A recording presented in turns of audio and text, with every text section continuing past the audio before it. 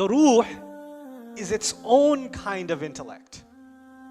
The brain is its own kind of intellect. And we understand that because we all have a brain and we've been using it in school or been forced to use it. So we use it all the time. And business people have to use it, doctors have to use it, lawyers have to use it. Everybody has to use their brain all the time to do these things, right? And in life you have to analyze, problem identify, find solutions.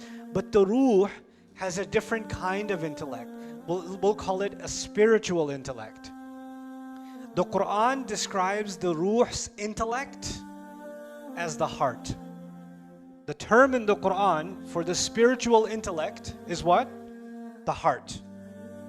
So when people don't use their spiritual intellect, Allah says, لَهُمْ قُلُوبٌ لَا يَفْقَهُونَ بِهَا. They have hearts they don't understand with them. Listen to this. They have hearts they don't understand with them. And someone who doesn't understand the difference between alam al-amr and alam al-khalq comes to me and says, Ustad, how come it says the heart thinks? The heart doesn't think, the brain thinks. The Quran is wrong about that, biologically speaking.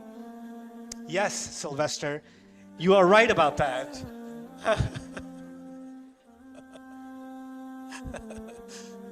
The reason for that is the Quran is not talking about the physical heart.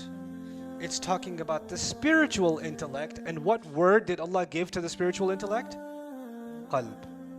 He gave it the meaning, the qalb. And when people stop using their spiritual intellect, He says their hearts have become hard. Or He says their hearts are covered, they're not using them. Or their hearts are even dead. He even says, إِنَّ فِي ذَلِكَ لَذِكْرَ لِمَنْ كَانَ لَهُ قَلْبٌ. In this Quran, there's a real reminder for someone who actually has a heart. You could be like, but Ustad, everybody has a heart.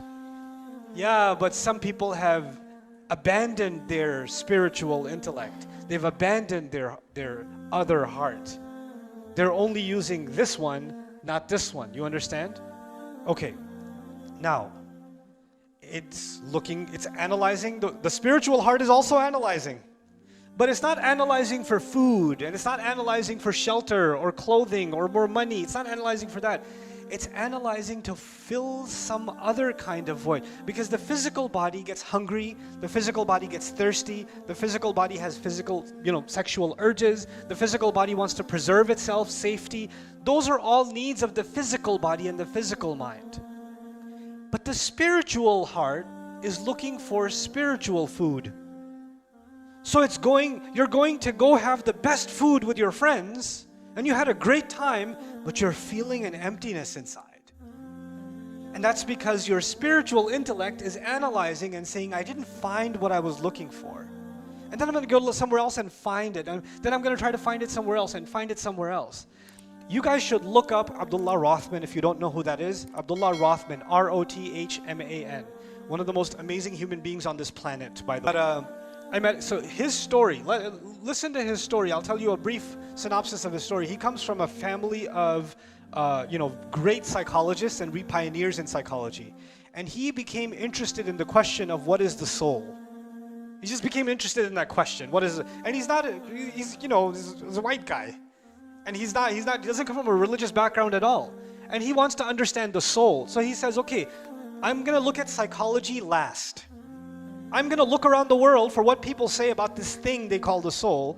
So he spends time in a Hindu temple, living with a pandit, dressing like them, eating like them, like the whole 9 yards for a while, a year or more. Then he goes to some shaman in Jamaica and lives in the woods and fishes with a spear and lives among them. Then he spends time in like a Jewish seminary, and he spends time in the church, and he all over. Like, he didn't just go study this stuff. He wanted to get into their spiritual practices, their culture, wanted to understand it from the inside. And he was kind of all done with everything, and he came back to do his master's in psychology.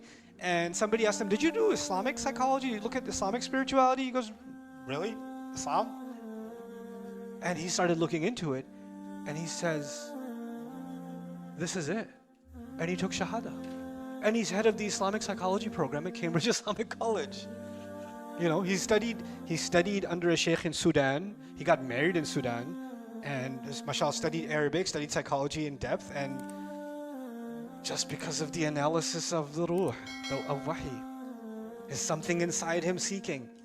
This is something Allah gave inside every human being. Some people are able to silence it more than others, right? But it's inside all.